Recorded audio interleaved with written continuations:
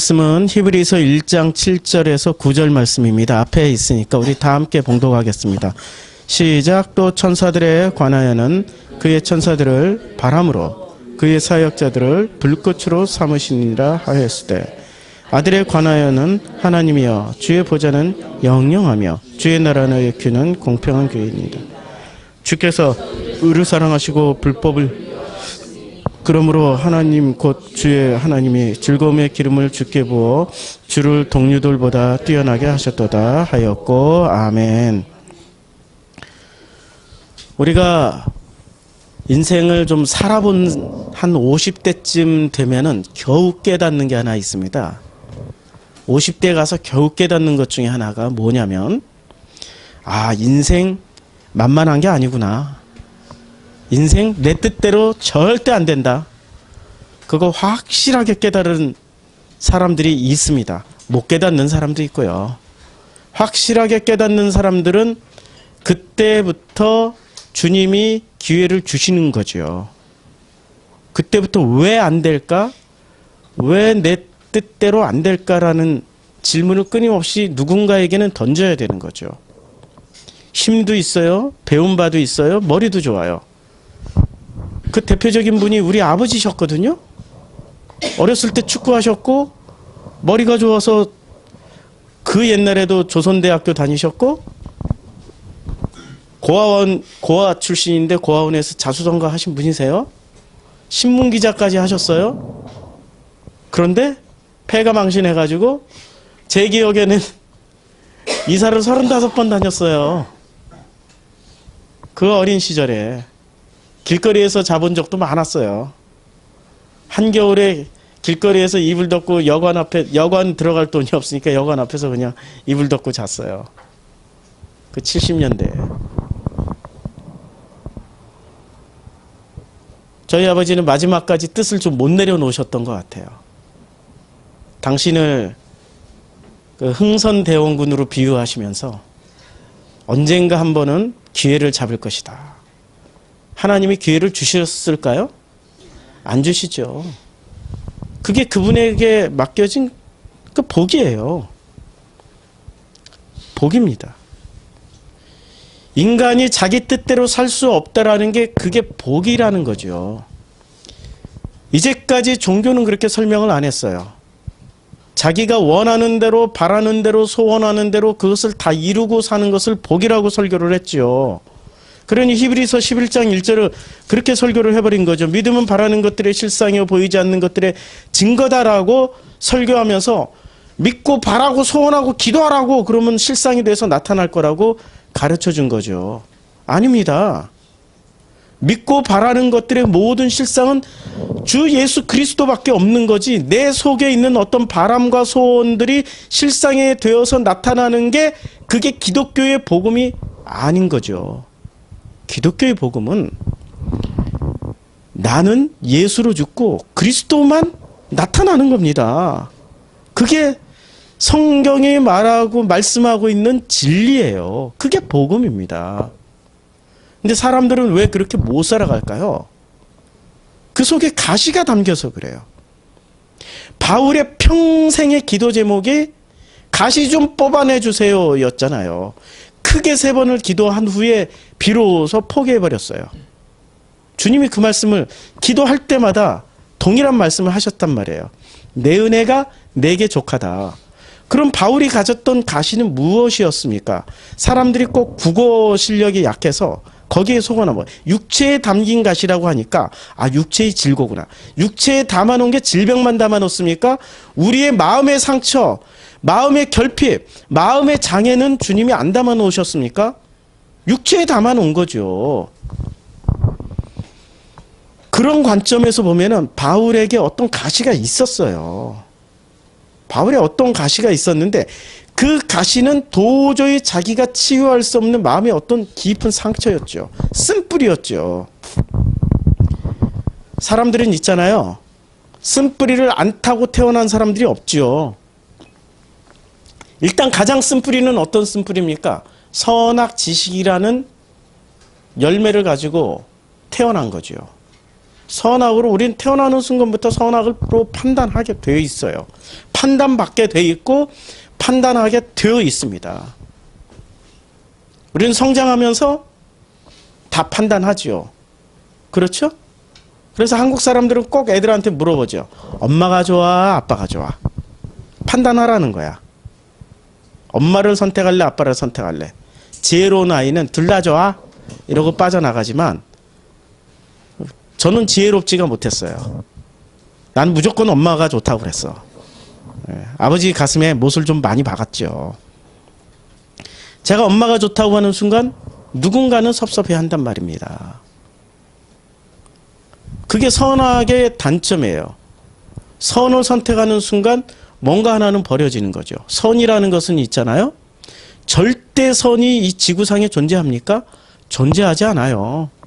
우리가 절대 선이라고 붙잡은 일부일처제, 한 사람의 남편이 한 사람의 아내만 가져야 된다. 아니, 가져야 된다는 말이 좀 어폐가 있네요. 같이 함께 결혼해서 생활해야 된다. 그러나 이게 아프리카만 가도 확 바뀌어버립니다. 일부 다처제예요. 태국 넘어가면은 일부 다처제예요. 태국의 멋진 남자가 태국 사람들 시커멓고 다 못생겼다고 생각하면 안 돼요. 동남아 스타일이 아닙니다.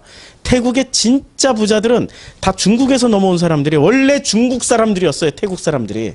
원래 이 따이족이 중국 찌농시를 중심으로 해서 살아갔던 따이족입니다. 중국 찌농시 가면은 깜짝 놀래요. 태국에 와 있는 건 줄 알고. 그 사람들이 중국에서 내려왔기 때문에 중국의 진짜 기득권들은 잘생겼어요. 피가 하얗고 중국 사람 그 피를 받았기 때문에 원래 그 피였기 때문에 잘생겼어요. 태국 갈 때 예쁜 여자들은 조심해야 됩니다. 그렇게 멋지게 생긴 남자들이 와서 결혼하자고 그러면은 내가 세컨드인지 서드인지 꼭 확인해야 돼요. 내가 퍼스트가 됐다 하더라도 세컨드 안 얻을 거라는 도장 받아놔야 돼요. 우리가 절대선이라고 붙잡고 있는 가치관은 바뀌게 돼 있어요. 지역과 환경과 언어와 문화와 습관에 따라서. 그래서 창세기 10장에는 그것을 누누이 강조합니다. 언어와 문화와 지역과 그 모든 가치관에 따라서 종교에 따라서 나뉘어 가는 그 과정을 창세기 10장에서 다 설명해 주고 있었어요. 이미 그때 나뉘었어요. 그리고 창세기 11장에 언어가 나뉘어버린 거죠. 성경을 순서대로 읽게 되다 보면 이런 혼란에 빠지는 거죠. 그건 나중에 제가 그 성경 공부 시간에 또 부연 설명해 드리겠습니다. 지금은 히브리서 설교입니다. 우리가 절대적으로 붙잡은 선은 절대선이 아닙니다. 절대선은 오직 아버지밖에 없어요. 아버지 하나님만이 절대선이십니다. 그 외에 피조물은 다 차선입니다. 절대선이 최선이면 나머지는 차선이라는 거예요. 차선은 있잖아요. 차선은 차악이라는 말하고 통해요. 선이 아니기 때문에, 절대선이 아니기 때문에 차악과 통해요. 우리는 사실 선하지가 않은 존재들이에요. 우리의 내용물을 딱 비춰보면 절대선이신 창조주 하나님과 우리를 비교해 보면은 우리는 그렇게 선한 존재가 아닙니다. 차선은 될 수 있을지 몰라요. 그러나 차선은 절대선과 비교했을 때는 상대적 개념에서 차악이 돼버리는 겁니다. 철학자들이 얘기하는 거잖아요. 그래서 그 차악을 극복하기 위해서 어떻게 해야 되냐? 절대선으로 나가기 위해서 어떻게 해야 되냐고 헤겔은 이렇게 얘기했어요. 정반합의 과정을 거쳐서 절대선, 궁극적인 절대정신에 도착해야 된다. 그 절대정신이 가이스트라는 거죠. 신이란 얘기예요. 헤겔도 그렇게 이야기를 했죠. 그게 칸트는 어떻게 이야기를 했을까요? 순수 이성 비판 뭐 이런 것을 통해 가지고 순수한 게 안에 있다. 절대 순수한 절대선이 있다. 나머지는 뭐냐 이거야. 순수하지 않다라는 얘기죠. 철학자들이 그렇게 다 이야기를 했었어요. 그런데 우리는 착각에 빠져 있는 겁니다. 자기 속에 가시를 품고 살아가는 존재임에도 불구하고, 상처, 쓴뿌리 이런 걸 품고 살아가는 존재임에도 불구하고 우리는 착각에 빠져 있어요. 나는 선하게 살고 있다. 나는 착하게 살고 있다. 나는 바르게 살고 있다라고 착각에 빠져 있습니다. 맞나요? 확인해 보자고요. 제가 어느 사모님이 하셨던 그 아주 재미난 용어 하나를 소개해 드릴게요. 잘 들으셔야 돼요. 발음이 좀 유사 발음이 있어가지고 잘 들으셔야 돼요. 잘 들으셔야 돼요. 지랄 총량의 법칙이라는 게 있습니다. 인간은 태어나서 죽을 때까지 자기가 지랄을 다 떨고 가야 후회함이 없다라는 얘기예요. 지랄 총량의 법칙. 근데 이 지랄 총량의 법칙에 따라서 인간은 지랄을 다 떨어야 돼요. 태어났을 때 아기가 마음껏 울어야 돼. 마음껏 울고 떼를 쓰고 먹을 거 달라 뭐 다 해야 돼. 또 사춘기 때는 사춘기의 지랄을 다 떨어야 돼. 그런데 문제가 생겨요. 20대 때, 40대 때, 50대 때, 아기 때 떨었던 지랄, 사춘기 때 떨었던 지랄을 아직도 떨고 있다면 정신병원에 가야죠. 안 그러면 주변 사람들이 괴로워서 못 사는 거예요. 살 수가 없는 거죠. 지랄은 있잖아요. 딱 그 나이 때 맞는 그 지랄을 다 떨고 가야 40, 50이 돼서는 더 이상 지랄을 떨지 않고 지랄을 떨고 있는 자기 자녀들을 섬기게 되는 거예요. 맞잖아요? 그렇게 섬겨야 제대로 된 섬김이 나오는 거죠. 지랄을 못 떨어보니까 어떻게 되냐면 나이 40이 돼서도 술 먹고 지랄 떨어. 나이 50이 돼가지고 섬겨야 될 자녀들에게 섬기지 않고 그냥 어떻게 해요? 지랄을 떨어버려. 막말로 자기 자녀들 이름도 몰라. 잃어버렸어. 이 새끼 저 새끼야 이름이. 이 새끼 저 새끼 이리 와. 아 참. 그러니 자기 뜻대로 살아가면 안 되는 거죠. 인간은 누구나가 다 가시가 있다라고 성경은 이야기해요. 어디서 얘기했어요? 씨 뿌리는 자의 비유에서. 돌짝밭, 길가, 가시밭. 지금 히브리서가 그렇게 얘기를 해요. 가시와 엉겅퀴를 내요. 26장 7절에 보면 땅이 그 위에 자주 내리는 비를 흡수해요. 밭가는 자들이 쓰기에 합당한 채소를 내면 하나님께 복을 받고 8절. 만일 가시와 엉겅퀴를 내면 땅에 아직도 가시와 엉겅퀴를 내면 어떻게 되냐? 버림을 당하고 저주함에 가까워 그 마지막은 불사름이 된다라고 분명히 말씀하고 있어요. 가시와 엉겅퀴가 나오고 있는 사람들이 누구냐는 거죠. 잘 생각해보면 모태 신앙들이 가시와 엉겅퀴가 처리가 안 됐어요. 가시와 엉겅퀴는 어떻게 돼? 가시의 특징, 엉겅퀴의 특징은 뭐예요? 찔러버리는 거예요. 아기 때는 아기 때의 지랄을 다 떨면서 찔러봐야 돼. 청소년이 지랄을 다 떨면서 찔러봐야 돼. 남을 찔러야 돼. 그렇게 찔러줘야 부모가 바뀐다니까? 아기 때 막 울고 제끼고 젖달라고 울고 그래야 부모가 겸손해져요. 우리 진우가 돌도 안 돈 놈이 이게 그냥 장염에 걸린 거예요. 그래가지고 그때 화천에 있다가 화천에 그 시골에 버스도 안 다니고 하루에 버스 한 서너 대 그때는 그랬어요. 지금은 어떻게 바뀌었을런지 모르는데 91년도였으니까. 아니 93년도였네.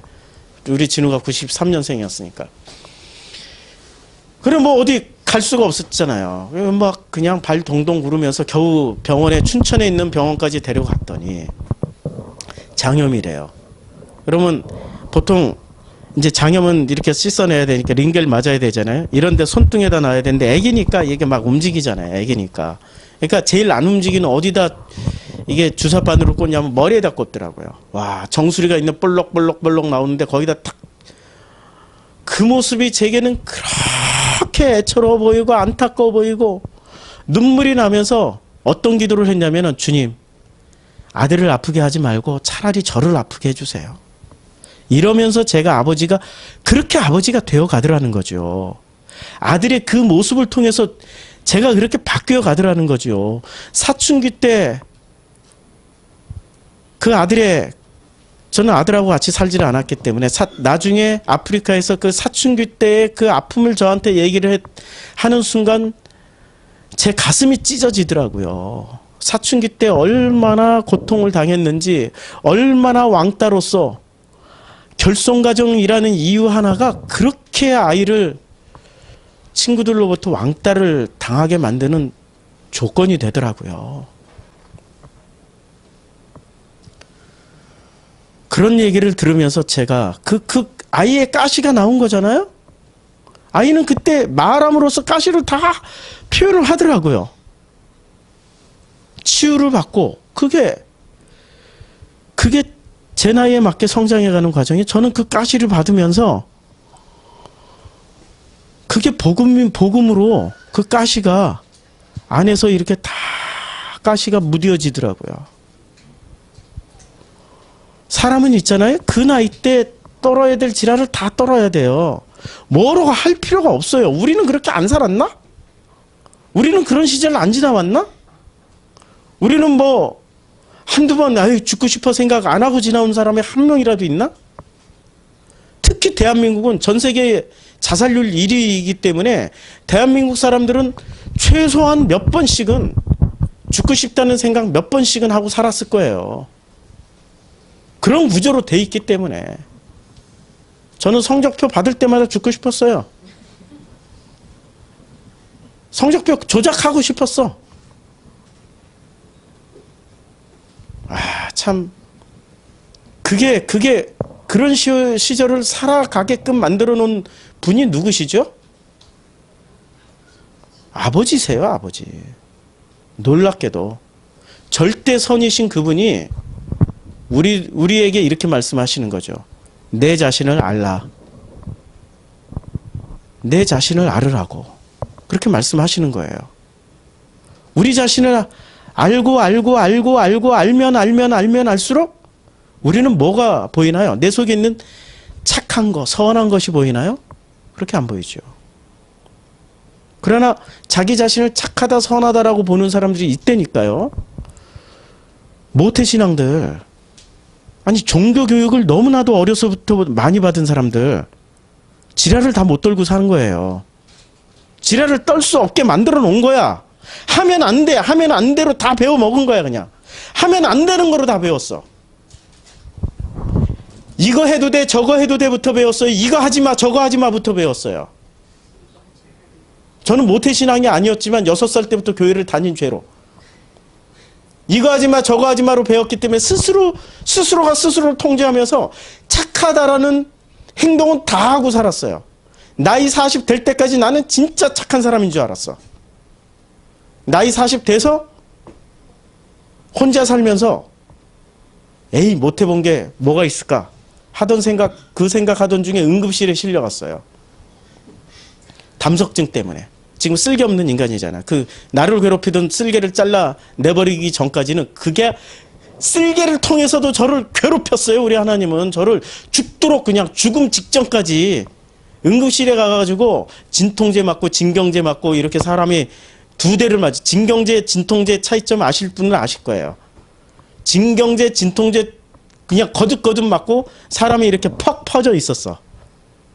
퍼져 있는데 제 또래에 나이 40쯤 되는 또래에 남자가 실려왔어요. 딱 보니까 너무 신기했어. 내 옆에 누워 있었으니까. 얼굴색이 초록색이었어. 막 심장 박동하고 그랬는데 그때까지 살아 있었어요. 한 5분쯤 하고 났더니 이 사람 피부색이 너무 맑게 변하는 거야. 어쩌면 저렇게 사람 피부가 아름답게 저렇게 투명하게 변할까? 그런 생각하고 있을 때 의사가 시트 덮어, 간호사가 딱 시트 덮더라고. 돌아 죽는 그 순간에 사람 몸에서 엄청난 엔돌핀이 나온다는 걸 그때 알았어요. 그때 그걸 보면서 무슨 생각을 했게요? 죽기 전에 하고 싶은 거 하고 죽자. 그랬더니 진짜 하고 싶은 게 뭐였을까요? 이제까지 하지 말라는 것들 다 해보고 싶었던 거예요. 했죠. 지랄을 한번 떨어봤죠. 그동안 40년 동안 못 떨어본 지랄을 다 한번 떨어봤어요. 제 수준에서 해봤어요. 그거 하면 할수록 두 가지가 확실해졌어요. 하나는 내가 착한 사람이 아니었구나. 선한 사람도 아니었구나. 이거 하나 확인했고요. 또 그 지랄을 떨고 있을 동안에 우리 주님은 놀랍게도 사랑한다 하더라. 내가 너로 인해서 참 기쁘다. 역설적으로 계속 그 음성을 주님이 들려주시는 거예요. 저 하나님 음성 그때까지는 듣던 사람이 아니었어요.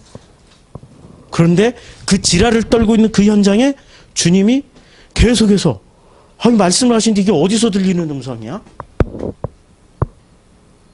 그때 하나님 음성을 듣기 시작했던 거예요.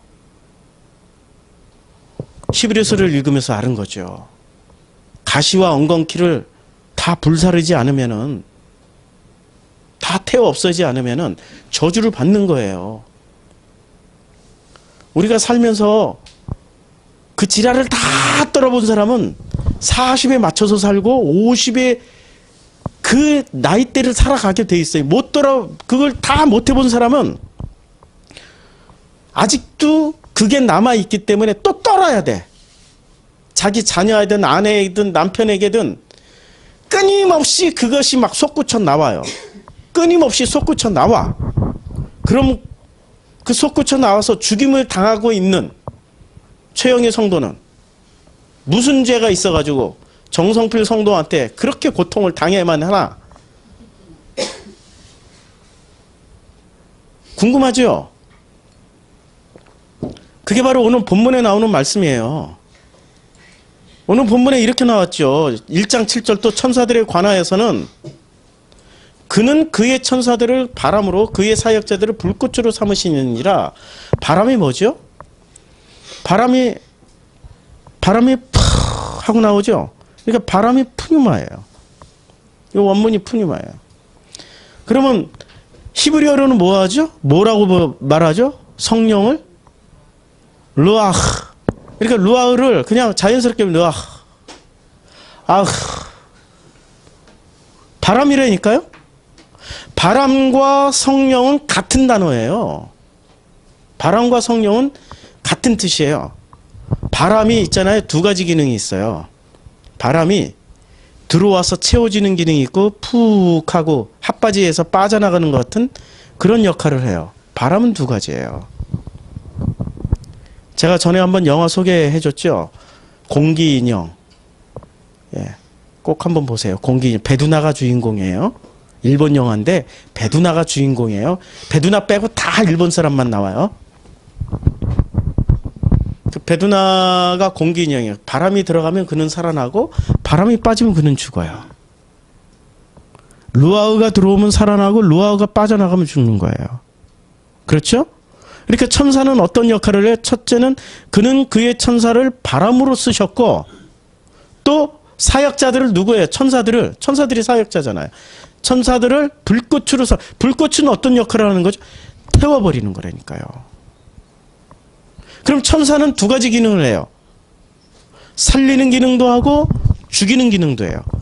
구약 성경에서 그렇게 나오죠.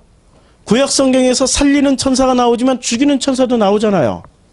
예루살렘을 쳐서 하루에 그냥 예루살렘 치기 전까지 이제 7만 명씩이나 죽이고 온 천사가 있었어요.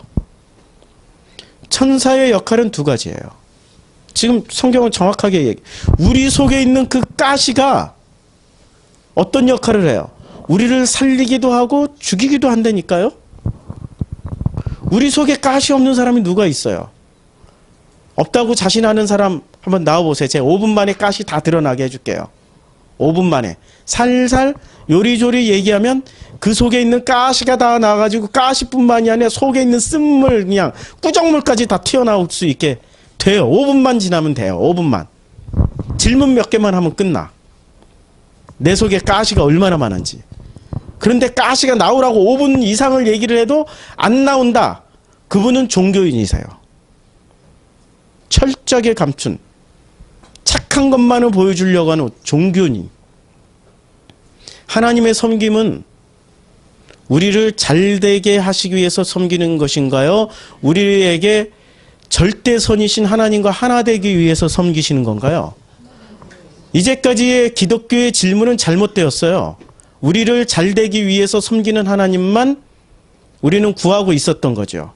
그래서 하나님은 선하시다라는, 선하시냐? 그 말 안에는 하나님은 나에게만 선하신 분이야. 내가 원하고 바라는 것들만 잔뜩 채워주시는 분이야. 그렇잖아요? 그런데 그렇지 않아요. 하나님은 우리에게 영생을 주시기 위하신 분이시고 그 영생으로 들어가기 위해서 절대 선과 하나가 되라고 말씀하시는 분이세요. 히브리서에 이렇게 말씀하고 있죠. 히브리서 6장 10절에 하나님은 불의하지 아니하사 너희 행위와 그의 이름을 위하여 나타낸 사랑으로 이미 성도를 섬긴 것과 이제도 섬기고 있는 것을 잊어버리지 아니하시느니라. 어떻게 섬기신다고 그랬어요? 어떻게 불의하지 아니하시기 때문에 불의로 섬기지 아니하시고 사랑으로 섬기신다고 그랬어요. 사랑으로 섬기는 그 목적이, 그 사랑이 어떤 형태로 나타날까요? 지랄을 다 떠는 사람은 누가 와서 지랄을 해도 다 이해한다니까? 맞죠? 누가 와서 그렇게 옆에서 괴롭히더라도 다 이해가 돼. 나도 저랬어. 나도 그랬어. 이해해. 그래, 전화할 땐 저러는 거야. 괜찮아. 전화할 땐 저러고 사는 거야. 괜찮아 하고 품는 사랑이 생겨요. 근데 지랄을 안 떨어버리는 사람은 옆에서 누가 와서 지랄 떨잖아요. 자기 속에 지랄이 튀어나와. 이 지랄해 서로. 그게 인생이라니까요. 그래서 하나님은 그 지랄을 끝까지 이렇게 긁어버리세요. 그게 섬기심이라니까. 그러면 우리는 이렇게 생각해. 내가 막 여기서 화를 내고 이런 게 맞아? 그전에는 그렇게 하지 말라고 그랬는데, 율법은 그렇게 하지 말라고 그랬는데, 율법은 하지 말라고 그랬는데 내가 이렇게 마음껏 막 이렇게 하는 게 맞을까? 걱정하지 마세요. 바로 때문에 이스라엘 백성들이 홍해를 건너갔어요. 맞죠? 블레셋 때문에 이스라엘 백성들이 하나님을 찾았다니까. 아모리 때문에 이스라엘 백성들이 주님을 구했어요. 어떻게 쓰임받고 가느냐는 자기 선택할 바야. 그렇게 어떻게 쓰임받든지 간에 그 쓰임받는 그 주인공이 바로가 되든지 모세가 되든지 그게 자기 선택 사항이죠. 그러나 복음을 아는 사람은 안다니까요. 이게 내가 지금 화내고 싶어서 화내는 게 아니구나. 지랄을 다 던지는 사람에 한해서. 가시가 있는 사람들은 해당 사항 없어요. 역이용하지 마세요. 가시 다 풀어낸 사람은 내가 지금 왜 이 사람한테 큰 소리 치고 있지? 그때 깨달으시는 거죠. 주님의 섬기심이 이 사람을 지금 어떤 것을 끌어내기 위해서, 어떤 것들을 뒤집어 엎어버리기 위해서 나를 지금 나를 쟁기로 쓰시고 있는 거구나. 뒤집어 엎어버리는 도구로 쓰고 있구나. 이해가 되세요? 그러니 우리 프로슈크마에 있었던 그 모든 사건 사고, 2014년 개척에서 사실은 13년부터 시작을 했지만 준비 모임이 그 사이에 있었던 수많은 저를 찌르고 가신 가시들이 제가 원망하면 안 되는 거죠. 그렇죠? 그분들을 사랑으로 보기 시작해야 되는 거죠. 아틀란타 이전까지는 가시로 봤어요. 근데 지금 그 가시들이 고슴도치의 사랑으로 품게 되더라고요. 고슴도치도 지 자식은 품잖아요. 나도 가시오, 그도 가시오. 근데 서로 고슴도치지만 품을 수 있는 은혜를 주시더라고요. 품을 때 그 가시가 서로를 찔러요. 아프지? 아파. 그러나 알지? 알아. 이게 아버지 섬기심이고 사랑인 거 알지? 맞아. 그게 지금 히브리서가 이야기하고 있는 거예요. 그래서 천사의 역할이 바람으로도 불꽃으로도 우리를 섬기라고 말씀하시는 거죠. 아들은 어떻게 돼요? 우리가 천사가 될 수도 있지만 그러나 그 가시를 다 털어내고 우리 속에 있는 그 모든 선악이 다 확인된 그 사람은 비로소 어떤 사람입니까? 예수로 죽고 그리스도로 다시 태어난 사람들이거든요. 그게 거듭났다는 얘기예요. 그게 중생이에요. 니고데모가 그렇게 물어봤던, 궁금해했던 중생이, 다시 태어남, 거듭남이 예수로 죽고 그리스도로 살아가고 있는 사람들이 거듭난 사람들이에요. 그게 중생입니다. 그러면 그 중생의 삶을 살아가는, 거듭남의 삶을 살아가는 사람들은 어떤 사람들입니까? 내 뜻이 다 내려진 거예요. 이제 내 뜻대로 지랄을 다 펴봤어. 그랬더니 무익하더라. 소용이 없다더라. 그러나 그것이 철저하게 절망이었더라는 것까지 깨달은 사람은, 체험한 사람은 내려지게 되는 거죠. 그때부터 하나님은 그 사람을 세워주세요. 세워주신다니까? 세워서 성인으로 살게 해주세요. 성인으로 다 큰 성장한 40대, 50대, 60대로 살게 해주세요. 자녀들을 섬기게 해주시고, 친구들을 섬기게 해주시고, 내 주변의 모든 것을 섬기게 해주세요. 그 섬김이, 아버지가 아들이 되어서 오신 목적이 뭡니까? 섬기러 오셨잖아요. 그렇죠? 하나님이 이 땅에 오신 목적은 섬기러 오신 것입니다. 섬김 받으러 온 것이 아니지요. 우리가 드디어 천사에서 아들이 됐어. 히브리서 1장 1절부터 지금 8절 얘기하는 거예요. 천사에서 아들이 됐어. 그러면은 천사에서 아들이 됐다라는 것을 아리안식으로 철학적으로 이해를 하니 이해가 안 되지. 드디어 우리 가시가 다 내려지고 나서 우리가 아들이 됐어요. 그러면 아들이 되면 그 다음부터는 우리는 무슨 삶을 살아가나요? 아들이 됐으니 최순실처럼 드디어 이렇게 당선을 시켰어. 그럼 이제 드디어 이제까지 투자한 40년, 아버지 때부터 투자한 40년을 다 이렇게 찾아먹은 그런 짓을 해야 되나? 아니라니까요. 거꾸로 섬기는 일을 해야 되는 거죠. 그렇죠? 섬기는 일을 하게 되는 거죠. 우리는 종교인이 아니라니까. 그분은 종교인이시고, 우리는 복음의 사람이라면은, 복음은 있잖아요. 그 모든 것이 다 채워졌으면 드디어 아버지의 아들이 돼서 섬기는 겁니다. 우리 프루시코마이 교회가 오늘 안 하던 광고를 했잖아요. 길게 섬기는 과정을 설명했잖아요. 이제 프루시코마이가 섬겨야죠. 아프리카? 최소한 내가 섬겼던 그 지역은 좀 섬겨보자고요. 물질이 없어서 $700밖에 못 보냈고, 내가 가지고 있는 휴대폰, 전자제품, 태블릿 PC밖에 못 보냈지만, 이제는 좀 마음껏 좀 보내보자고요. 그 신학생들 지금 공부하는데 노트북도 필요하고, 제가 선교했던 그 아이들 중에 이제 성장해서 신학대학생이 됐어요. 저는 눈물나게 고맙고 감사한 일이에요, 진짜. 못하고 있으니까 그 아이들 사진을 볼 때마다 눈물 나요, 눈물 나. 섬기지 못하고 있는 애비의 마음을 아시냐고요. 같이 고난을 겪던 친구가 개척을 했어요. 다시 돌아왔어요. 하나님을 섬기는데 보증금 200에서 살던 그 집을 빼가지고 인천에서 그것도 개척을 했어요. 몇몇 성도가 도와줘서 보증금 500으로 개척을 했어요. 돈이 없으니까 혼자 앞반떼기 사고 페인트, 돈 들어오면 페인트 사고 장애연금 받은 거 가지고 그걸로 지금 혼자 하고 있어요. 거기 좀 도와줬어요. 섬기지 못하는 이 친구의 마음을 아시냐고요.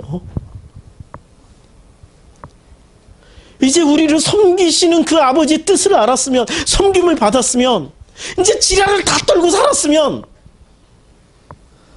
내려놓고 섬기는 삶을 살자고요. 그게 지금 히브리서가 처음부터 끝까지 이야기하는 겁니다. 자, 8절 한번 볼까요? 아들에 관하여서는 하나님이여 주의 보좌는 영영하며 주의 나라의 규는 공평한 규. 공평한 규가 말이 어려워가지고 찾았더니요. 그 원문에는 공평하다라는 뜻이 아니라 동료, 함께 가는 사람들, 이런 뜻입니다. 아들에 관해서 드디어 말씀하고 있어요. 천사에 관해서 말씀하셨고, 아들에 관해서는 하나님이여 주의 보좌는 영영하며 주의 규는 정해진 그 법도는 함께 가는 그런 법도입니다. 무슨 얘기예요? 우리가 된 사람들이 비로소 아들이라는 거예요. 예수로 죽고 그리스도로 다시 우리가 거듭났어요. 그럼 그리스도가 누구죠? 신학적으로는 간단해요. 메시아 오실 분, 기름 부음 받은 자.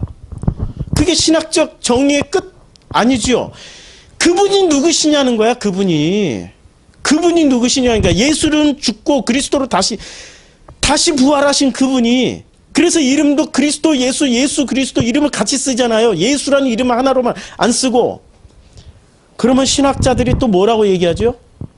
그리스도가 성령이시기도 하고 그리스도가 아버지이시기도 하고 그리스도가 예수라고도 하세요. 그럼 그리스도 이름 안에는 뭐가 들어가 있어요? 우리 주의 나라의 규는 공평한이 들어가 있는 거예요. 그게 동지란 말이야. 함께 가는 사람들. 함께 가는. 우리라는 개념이 들어가 있는 거예요. 그리스도라는 이름 안에는 우리가 들어가 있는 거예요. 그런데 그 그리스도로 오신 분도 어떻게 하셨습니까? 우리를 심판하고 가셨어요. 섬기다 가셨어요. 밤이 맞도록 물고기 잡던 제자들을 위해서 물고기 굽고 밥을 해놓고 물에서 내려오자마자 이 아버지의 마음, 우리의 마음을 아시냐고요. 우리의 마음을 불러서 배고프지? 밥 먹어라. 그게 우리의 마음이에요. 제가 이번에 소천하신 우리 서병화 성도님 신방 가서 제가 은혜 받고 온 게 있어요. 집안에 굉장히 큰 어려움을 당했어요. 아주 굉장히 어려운 힘든 일을 당했어요. 서병화 성도님이 94세 이렇게 가셨는데 그런 말씀을 하시더라는 거예요. 괜찮아. 식구들한테 다 괜찮아. 건강해야 돼. 밥 잘 먹자. 제가 정확하게는 못 옮겼지만 뉘앙스는 이런 거였어요. 괜찮아. 건강이 최고야. 그게 그냥 지나가는 얘기가 아니었더라는 거죠. 우리 주님이 지금 그리스도로 부활하셔서 밤이 맞도록 물고기 잡았던 사람들, 그 제자들 얼마나 생각을 마음속에 하나씩 다 쓴뿌리를 담고 있어요. 나는 패배자야. 나는 배신자야. 나는 아무짝에도 쓸모없었어. 근데 주님이 제일 먼저 하셨던 말씀 무슨 말씀? 괜찮아. 건강해야지 돼. 밥 먹고 하자. 그 마음이 아버지의 마음이고 우리들의 마음이에요. 그게 섬김이라는 거죠. 그 섬김을 받고 계시는 여러분들은 참으로 행복한 사람들입니다. 참으로 복된 사람들입니다. 야고보서에 이렇게 말씀하고 있습니다. 우리 야고보서 1장을 한번 볼까요? 제가 이제는 막 여기 성경에는 뭐 체크가 안 되니까 1장 14절을 한번 볼까요? 아니 2장 14절. 2장 14절에 내 형제들아 만일 사람이 믿음이 있노라 하고 행함이 없으면 무슨 유익이 있으리요? 그 믿음이 능히 자기를 구원하겠느냐? 이게 무슨 말입니까? 이제 섬기라는 얘기예요. 드디어. 믿음 없이 섬기는 건 다 가짜지만 진짜 우리가 되는 거는 섬김의 대가가 없는 거예요. 너 이거 해줬으니까 너 반드시 이거 해야 돼. 이런 대가가 없는 겁니다. 그냥 다 주고 그걸로 너무 기쁜 거야. 너무너무 기쁜 거예요. 장애인 아내랑 결혼하신 우리 장애인 제가 간증했잖아요. 4살 지능인이 얼마나 그 4살짜리의 지랄을 평생을 떨고 살아야 돼. 40살이 안 된다니까. 50살 부모로서 그 지능까지 성장을 못 한다니까. 평생 4살의 지랄을 떨고 살아야 되는 거예요. 그런데 함께 살아가는 그 장애인 아내를 선택한 그 남편이 아내가 팔이 한쪽에 또 왼쪽을 못 쓰니까 평상시에는 처음에는 결혼해서 1년 동안은 가르치려고 했는데 가르치다 보니까 사람이 더 악해지더라는 거죠. 하나님이 깨달음을 주셨대요. 섬기라고. 아, 내가 이 땅에 온 목적이 섬겨야 되는 거지. 섬기자. 해서 섬겼대. 그냥 밥 때 되면 밥해서 딱 차려서 밥상 차려줘, 빨래해줘, 속옷 다 빨아줘, 청소 다 해줘. 필요한 거는 어디 복지관에 가서, 장애니까 어디 복지관에 가서 뭐 이렇게 놀러 나가면은 다 뒤따라가서 다 용돈 대줘. 그냥 섬겼대. 그냥 섬겼더니 1년 지나니까 꽃이 피더라는 거예요.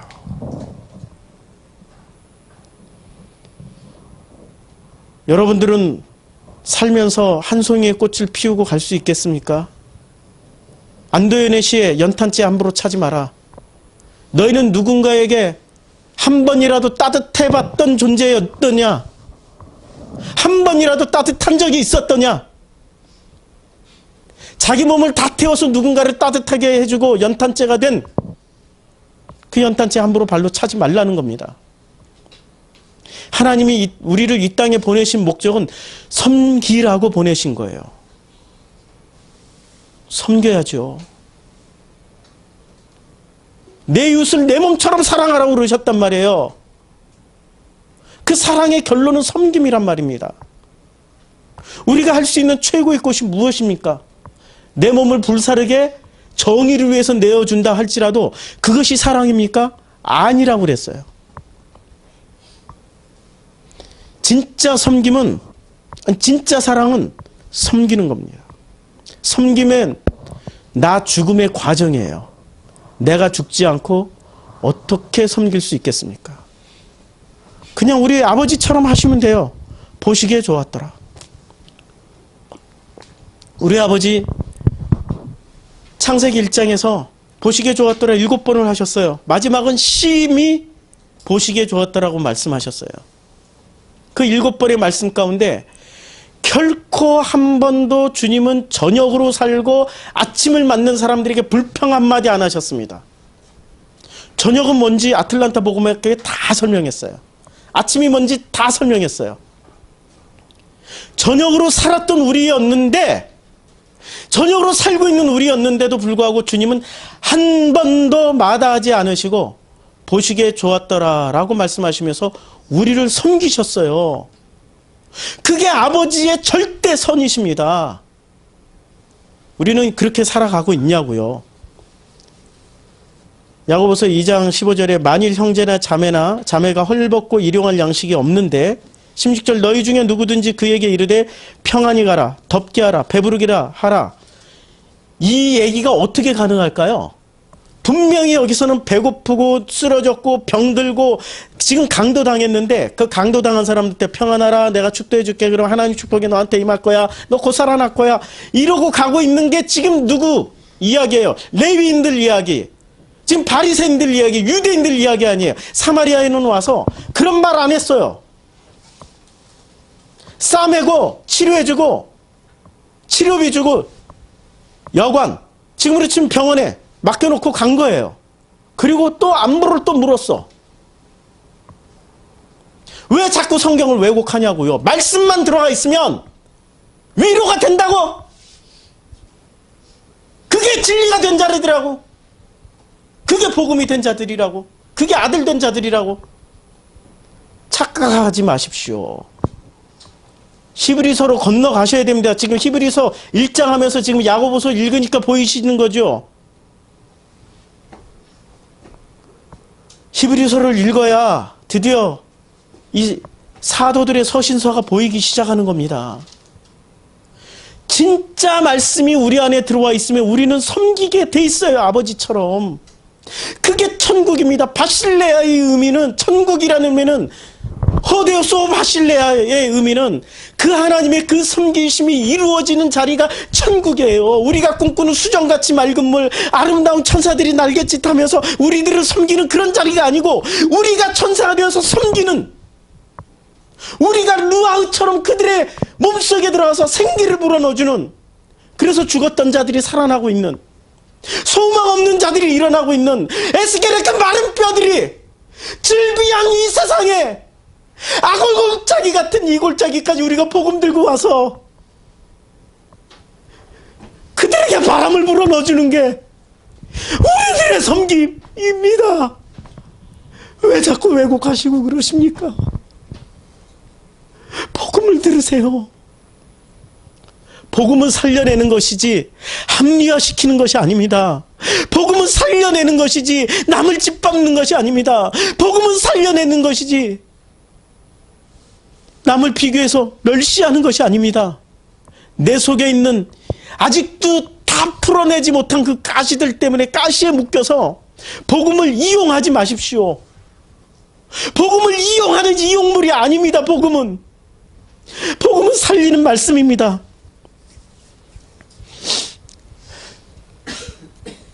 죄송합니다. 제가 마음이, 저는 말씀으로 섬기라고 주님이 이렇게 보내주셨어요. 제가 다른 걸로 좀 섬겨보려고 했거든요. 사회사업이나 무슨 돈 벌어서 한번 또 섬겨볼까 해가지고 돈도 벌어봤어요. 돈도 좀 벌었죠. 제 사명은 그냥 말씀으로 섬기는 거더라고요. 말씀으로 섬길 수 있게 저를 좀 섬겨주세요. 말씀으로 좀 잘 섬길 수 있게. 서로 섬기는 거죠. 그치요? 이 야고보서 2장 16절에 이렇게 말씀하고 있습니다. 너희 중에 누구든지 그에게 이르되 평안히 가라. 이게 위선이란 말입니다. 지금 평안히 가라, 평안할지어다, 이게 다 위선이에요. 덥게 하라, 배부르게 하라, 다 쓸데없는 위선이라는 겁니다. 그 몸에 쓸 것을 주지 아니하면 그 몸에 쓸 것이 무엇입니까? 그 몸에 쓸 것은 우리가 경험해봐서 알잖아요. 모태신앙으로서 자랐어요. 저는 6살 때부터 신앙생활 했어요. 40살까지 착한 줄 알고 살았다니까요. 한 번도 하지 말라는 거 안 했고, 가지 말라는 데 안 갔고, 하지 말라는 말 안 했기 때문에 나는 착한 사람인 줄 알았어. 율법을 다 지켰기 때문에, 율법 안에 있었기 때문에, 율법이 나를 선하다 착하다라고 확증시켜줬기 때문에, 부자 청년처럼 율법 다 지켰나이다, 나 잘했지요, 칭찬해주세요. 그런데 어떻게 영생을 얻겠습니까? 제가 꼭 그 장면이었어요. 제가 그렇게 살았는데 그런데 어떻게 영생을 얻겠습니까? 라고 끊임없이 물어봤어요. 끊임없이 물어봤는데 주님이 뭐라고 말씀하시는 줄 아세요? 너는 결코 착하지 않다. 너는 결코 착하지 않다. 선하지도 않다. 제 바닥을 다 긁어서 그렇게 살게 만들어 버리셨어요. 그러면 지뢰를 다 못 들어봤어. 6살 때부터 수도해가지고 율법에 매여서 율법의 종노릇을 한 것이죠. 율법에 매여서 지랄을 다 떨어보지 못했어. 그러면 어떻게 살아야 되지? 지금부터 지랄을 떨고 살아야 되나? 그럴 필요 없지요. 그럴 필요 없지요. 생명이 들어온 사람은 다시 내가 그러면 하나님의 영광을 위해서 다시 죄 속에 들어가서 무슨 짓을 그럴 필요 없다라고 바울이 얘기하잖아요. 그럴 필요 없지요. 어떻게 해야 되는 거예요? 섬김으로 다 풀어내시면 돼요. 그 속에 사랑으로 다 풀어내시면 돼요. 그러면 그 쓴뿌리는 희한하게 다 꺼내서 마음껏 저질러서 해결되는 방법이 있지만 불에 태워서 없어지는 방법이 있어요. 천사는 바람으로 넣고 불로 태워주기도 하잖아요. 가시는 간단해요. 불에 그냥 살아있을 동안에 우리가 숨 쉬고, 숨이란 단어가 루아흐고 숨이란 단어가 푸뉴마입니다. 어원이 다 똑같은 말이에요. 바람이라는 이 단어가, 우리 안에 바람이 이렇게 불어서 이렇게 나가는지 몰라요. 어디서 불어서 어디로 가는지 주님이 그렇게 말씀하셨어. 니고데모에게. 성령이 어떻게 불어서 어떻게 들어와서 어디서 불어서 어떻게 갔는지 우리는 모른다니까. 성령이 들어오면 방언하고, 성령이 들어오면 환상 보고, 성령이 들어오면 뭐가 바뀌었어? 바뀐 게 뭐가 있어? 냉철하게 보자고요. 성령이 들어온지 안 들어왔는지는 우리가 모른다니까. 그러나 확실하게 바뀐 게 하나 있어요. 내 속에 있는 가시 엉겅퀴가 어떻게 됐어요? 다 태워서 없어졌어. 들어와서 나갔더니 이젠 누가 밉지도 않아. 이젠 누가 싫지도 않아. 그냥 품게 되고 그냥 이제는 오히려 측은하게 보여. 평생 나를 그렇게 괴롭혔던 그 가시 같은 그 남편이 그 왼수가 이제는 측은하게 보이고 이제는 내가 품어줘야 될, 내가 섬겨야 될 대상으로 보이기 시작하는 거예요. 나도 모르게 뭐가 가득 채워져 있어요. 그 바람으로 가득 채워져 있는 거예요. 그 바람으로. 그게 지금 이런 말씀인 거죠. 그래서 야고보서 2장 17절에 이와 같이 행함이 없는 믿음은 그 자체가 죽은 것이라 분명하게 말씀하고 있습니다.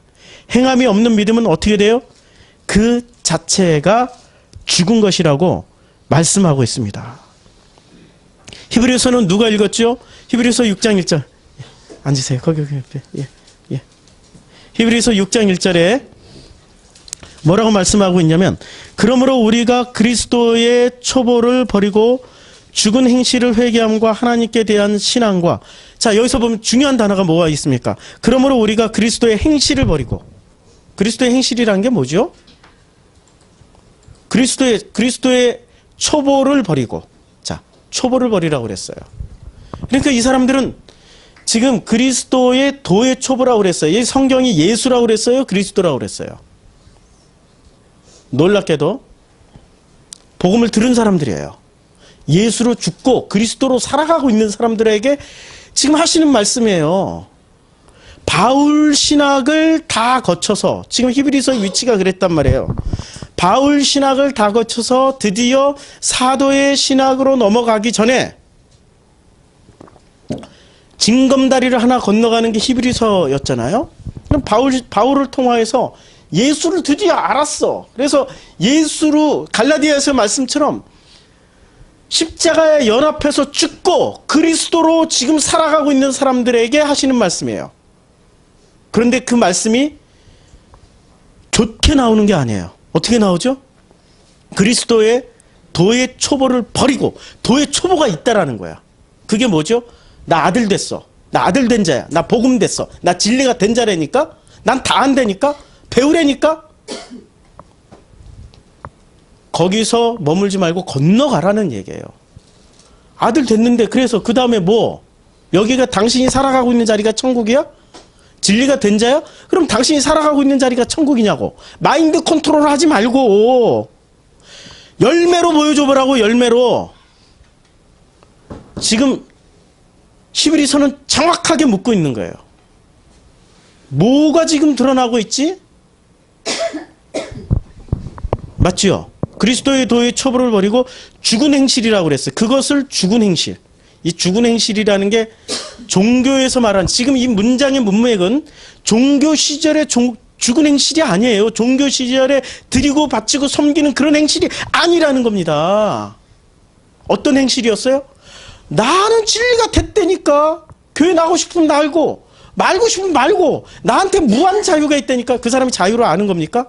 예배에 대한 그 자유가 있다라고 얘기를 하는데 예배에 대한 자유가 있습니까? 24시간 내내가 예배인데? 아무것도 모르는 거죠. 어디에 머물러 있는 거예요? 지랄을 다 못 들어보니까 나이 40대에서도 껍데기는 40인데 아직도 소갈매기는 애기야. 지금 그런 사람들 얘기하고 있는 거예요. 그치요? 주님이 어떻게 기회를 한 번 더 주시는 거죠. 회개함과 하나님에 대한 신앙과 세례들과 안수와 죽은 자의 부활과 영원한 심판에 관한 교훈의 털을 다시 닦지 말고 완전한 대로 나아갈지어다. 완전한 대로 나아갈지어다. 복음을 말한다고 하는 분들이 있잖아요. 다 시간 조금 지나보세요. 다 이거 다 도로 다 주워 삼킵니다. 이거 토해 놨던 거 도로 다 집어 삼키고 있을 겁니다. 안 그러면 전혀 엉뚱하게 나갑니다. 전혀 엉뚱하게 피가름으로 나간다든지, 무슨 뭐 그냥 이 땅에서 천국은 하나가 되는 길이야. 그래서 엑스타시야. 그걸 엑스타시라고 했어. 엑스타시? 그 길로 나가야지. 이게 이제까지의 그리스도의 초보를 버리지 못한 사람들의 행실을 성경은 정확하게 말하고 있는 거죠. 회개하라고 그랬어요. 그래서 6장 4절에 보면 한 번 빛을 받고 하늘의 은사를 맛보고 성령에 참여한 바 되고 5절 하나님의 선한 말씀과 내세의 능력을 맛보고도 타락한 자들이 있다라는 얘기예요. 이런 사람들은 어떻게 되냐? 기회를 여기서 주셨죠. 초보를 버리고 회개함과 하나님에 대한 신앙으로 완전한 대로 나가라고 기회를 주셨는데 이것을 안 한 사람들은 타락한 자들이라고 그래요. 이런 사람들은 어떻게 하냐? 그들이 하나님의 아들을 다시 십자가에 못 박아 드러내놓고 욕되게 함이라. 왜 그렇다고 이야기를 합니까? 6장 8절에 만일 가시와 엉겅퀴를 내면 버림을 당하고 속에 가시와 엉겅퀴가 있었어요. 불이 들어와서 다 태워버려야 되는데 불이 들어온 곳을 막아버린 거야. 바람만 가득 차 있어. 이게 지금 그들의 모습이죠. 그래서 히브리서 1장 다시 돌아와서 1장 8절 아들에 관하여는 하나님이여 주의 보좌는 영영하며 주의 나라의 규는 공평한 규이니이다. 함께 가는 길입니다. 함께 가는 길이에요. 함께 가는 것에는 불평등이 있을 수가 없습니다. 우리가 된 사람은 불평등이 있을 수 없어요. 우리 아니에요. 우리는 놀랍게도 우리들에게만 있어요. 이게 말의 장난이 아니고 제가 임수사님하고 또 여러 얘기를 많이 나누고 있는데 이야 카톨릭의 구조를 그분을 통해서 들었어요. 교황이 대장이죠. 교황에게 절대 충성 복종해야 되죠. 그런데 실제 실권자는 교황이 아니더라고요. 실권자는 누구냐? 예수회가 실권자더라고요. 예수회가 카톨릭 전 조직을, 전 세계 조직을 움직이는 브레인이고 행동되고 모든 것이더라고요. 예수회가 허락해야 교황하고 예수회가 반대하면 교황도 못해요. 모든 실권은 예수회에서 나오더라고요. 그럼 예수회는 오직 신부만 가입을 해요. 성직자만 자격 조건이 주어져요. 그러면 어떤 사람이 예수의 신부가 될 수 있느냐? 예수의 소속이 돼서 그 전 세계 로만 바티칸에 들어가서 거기서 예수의 신부로서 일을 할 수 있느냐? 어떤 사람이 될 수 있느냐? 조건이 굉장히 까다로워요. 일단 예수에서 개설한 대학교에서 4년 공부를 해야 돼. 그 다음에 3년 또 신학을 해야 돼. 그 다음에 모라토리움이라고 전 세계 돌아다니면서 예수의 특별훈련 프로그램을 다 소화를 해야 돼. 그러면 10년 해야 돼. 그 다음에 또 테스트를 거쳐야 돼. 최소한 12년은 공부를 해야 예수의 소속이 되고 예수의 소속에서도 박사학위가 몇 개쯤 돼야 본부로 올라가서 캐톨릭의 브레인이 된다는 얘기예요. 그런데 이 사람들은 지난 2000년 동안 어떤 신학과 어떤 철학으로 예수회를 만들어 놨습니까? 아리안 신학으로 만들었죠. 아리안 신학은 간단해요. 선악이 분명해요. 남미에 들어가서 제일 먼저 뭐부터 했어요? 이교도 다 죽여버리기부터 다 죽여놓고 교회 세웠어. 그게 예수의 브레인에서 나온 신학이요 철학적 사고 구조라는 말입니다. 거기에는 우리가 없어. 나와 너만 존재해. 나는 진리고 너는 비진리겠다면 다 뒤져야 돼. 이게 그분들의 결론이란 말입니다. 그치요? 아리안 철학의 아주 최정점에 서 있는 분들이 거기에 다 있는 거예요. 그런데 그 예수회에 절대 예수회 본부에 못 들어가는 인종이 딱 하나 있습니다. 한국 출신들은 이 사람들이 몇백 년 동안 우리도 캐톨릭 역사가 오래됐잖아요. 한국 사람들 데려다가 예수회 각 나라마다 하나씩은 들어가 있어야 될 거 아니에요. 한국은 도저히 한국 사람은 예수회의 신부로서 자격이 없다라고 결론을 내렸어요. 왜 그런지 아세요? 나와 너라는 개념이 없어. 우리라는 개념만 있는 거예요. 그치요? 이게 저주입니까? 복음입니까? 우리에게 담아준 놀라운 축복입니다. 놀라운 축복이야. 아무리 가르쳐도 나와 너로 못 나누는 거야. 그냥 우리야. 놀라운 거예요. 놀라운 거. 아시아에서 아리안 예수에서 제일 환영하는 아시아 국가 신부들이 있습니다. 어떤 나라일까요? 제일 싫어하는 나라 이름 대면 돼요. 일본. 그다음에 인도.